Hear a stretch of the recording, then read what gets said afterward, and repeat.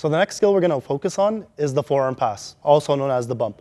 So we like for our athletes to start in their ready position. Again, arms parallel to the thighs. This is his pre-bumping position. So when we're ready to make contact with the ball, we want the athlete to shoot his hands out in front and thumbs side by side. So we'll see ready position again, and arms staying straight, shooting them out, connecting side by side. You'll notice that the athlete's armpits are open here, which is very important. He's creating a 45-degree angle with his arms. When he's ready to contact the ball, he'll get nice and low. He'll make contact with his forearms above the wrist on the meaty part and push forward and step through the ball. We can see that one more time. Good ready position, connecting hands out in front, getting nice and low, contacting and pushing all the way through.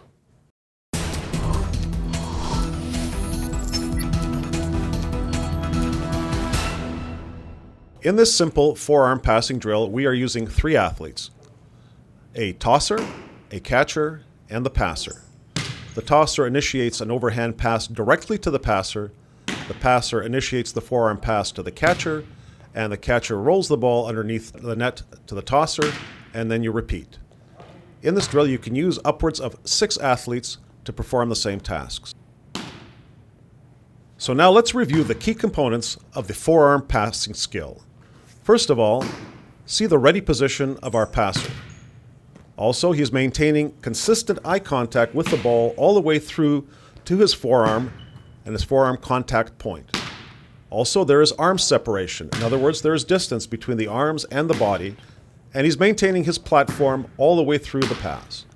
From a coaching standpoint, the key considerations are the tosser. The toss must be overhand, must be high, and must be accurate.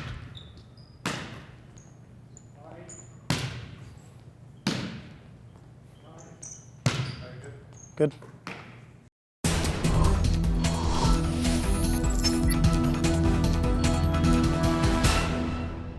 You notice how the athlete is tracking the ball. He's getting his hips behind the ball, and he's locking his platform straight out in front. He's moving his feet, he's getting to the ball first, and then he's locking his platform and making contact. It's very important for the athlete to move their feet, get their hips behind the ball before they make contact and before they make their platform.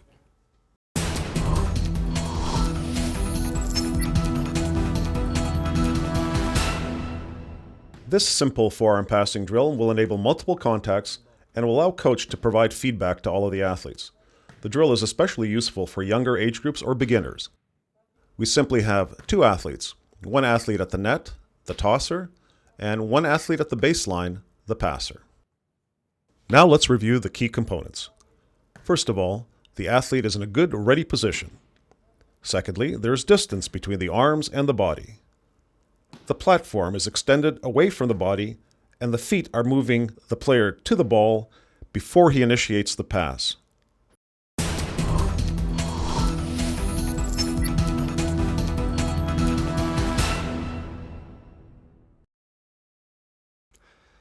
This is the second variation of our Wallace game.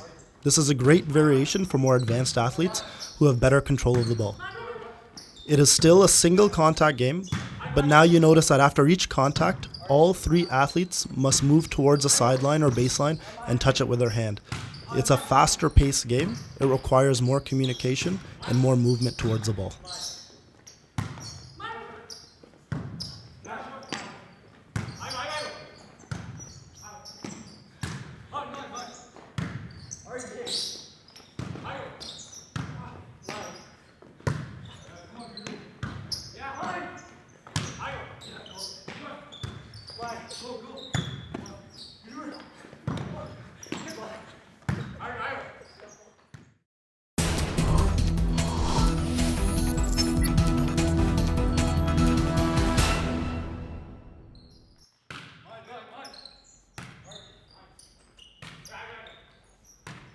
Our first forearm passing game is a game that we like to call Wallace. It is a volleyball adaptation of tennis. It is a single touch game where there's 3 athletes on each court covering space. The purpose of this game is for movement and getting behind the ball. You notice that all athletes are prepared for the ball to come over the net, and they're communicating and calling. They're bumping the ball over on one shot, waiting for the ball to return to their side. They are constantly moving and they are constantly communicating with each other. This is a great game that can be used for 6 to 12 athletes in a single gym.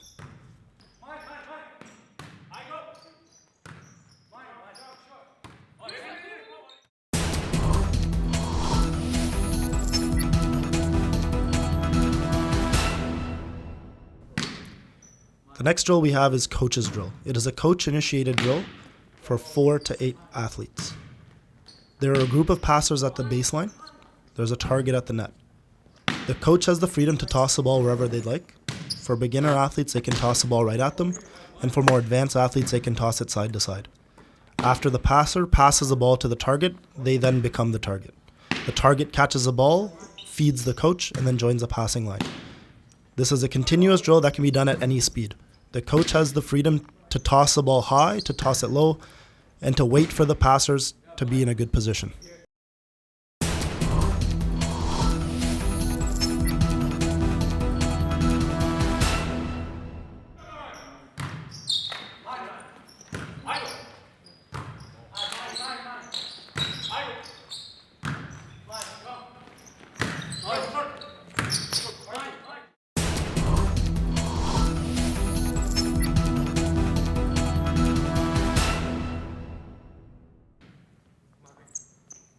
Now, here are some common mistakes in the forearm pass. Mistake number 1, the athlete opens his platform after he initiates the pass.